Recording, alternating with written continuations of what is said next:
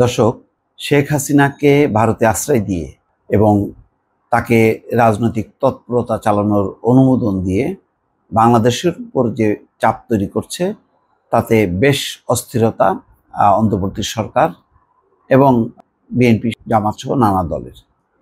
এই পরিস্থিতিতে দিনকে দিন শেখ হাসিনাকে বিচারের জন্য বাংলাদেশে ফেরত পাঠানোর দাবিটা প্রবল হচ্ছে। দ্য হিন্দুকে দেয়া সাক্ষাৎকারে ডক্টর মোহাম্মদ ইউনূস, অন্তর্বর্তী সরকারের প্রধান, তিনি বলছেন ভারতকে অবশ্যই শেখ হাসিনাকে ফেরত পাঠাতে হবে। এটা হলো চুক্তির বাধ্যবাধকতা। তার মানে হচ্ছে যে শেখ হাসিনাকে ঘিরে কিন্তু ভারত বাংলাদেশের এখন একটা উত্তেজনা বা চাপাচাপির পরিস্থিতি তৈরি হচ্ছে। ভারত কিভাবে মোকাবেলা করবে জানি না।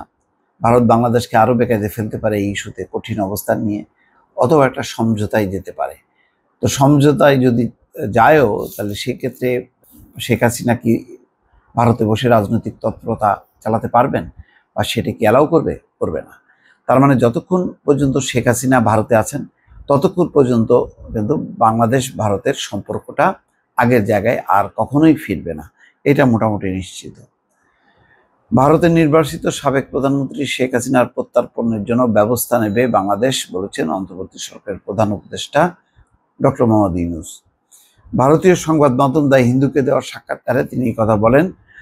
সাক্ষাৎকারে ভারতের সঙ্গে নানা বিষয় নিয়ে আলোচনা হয়েছে, সংখ্যালঘুদের বিষয়গুলি উত্থাপন করেছে, এবং অন্যান্য বিষয়ের পর দ্য হিন্দুর সাংবাদিক সুহাসিনী হায়দার প্রশ্ন জবাবে ডক্টর ইউনূস বলছেন, সাবেক প্রধানমন্ত্রী এই সময় ভারতে অবস্থান কোনো সমস্যা নয়, কিন্তু বাংলাদেশ নিয়ে তার কথা বলাটা সমস্যা। তিনি বাংলাদেশের মানুষের সঙ্গে কথা বলছেন, আর সেগুলো রাজনীতি নিয়ে। তিনি তার রাজনৈতিক কর্মকাণ্ড চালিয়ে যাচ্ছেন, এটাই সমস্যা। হিন্দু সাংবাদিক আবার ব্যাখ্যা চান যে কিভাবে। ডক্টর ইউনূস বলছেন যে তিনি মানুষকে ঘর থেকে বেরিয়ে আসতে বলছেন, ঢাকা এবং অন্যান্য শহরের রাস্তায় নেমে বিক্ষোভ করতে বলছেন, তার অডিও ছড়িয়ে পড়েছে। সেখানে তিনি মানুষজনকে যুক্তরাষ্ট্রের নবনির্বাচিত প্রেসিডেন্ট ডোনাল্ড ট্রাম্পের ছবি সঙ্গে রাখতে বলছেন, যেন পুলিশ বাধা দিলে তারা বলতে পারেন বাংলাদেশ সরকার যুক্তরাষ্ট্রের বিরুদ্ধে। এটি অন্য দেশের আভ্যন্তরীণ এবং বাহ্যিক বিষয়ে হস্তক্ষেপ। তাকে দেশে ফিরিয়ে আনতে আপনার সরকার কি করছে? ইন্টারপোলের সঙ্গে যোগাযোগ করছে নাকি?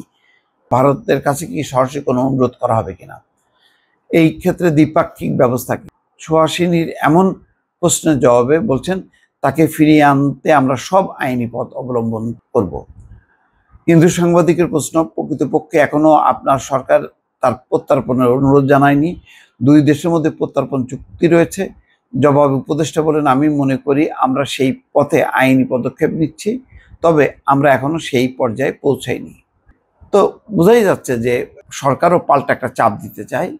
যদি শেখ হাসিনাকে তারা রাখতেই চায়, তাহলে শেখ হাসিনার যাতে কোনো রকম কার্যক্রম যাতে না চলে বাংলাদেশে, তার প্রভাব যেন না পড়ে, সেটা নিশ্চিত হতে চান। আর যদি সেটা চলতে থাকে, বর্তমানে যেমন প্রতিদিনই প্রায় ভাইরাল হচ্ছে শেখ হাসিনার বক্তব্য, তাহলে বাংলাদেশ সরকার সরাসরি বা শেখ হাসিনাকে বাংলাদেশে ফেরত পাঠানোর ব্যাপারে ভারতের উপর চাপ দিবে।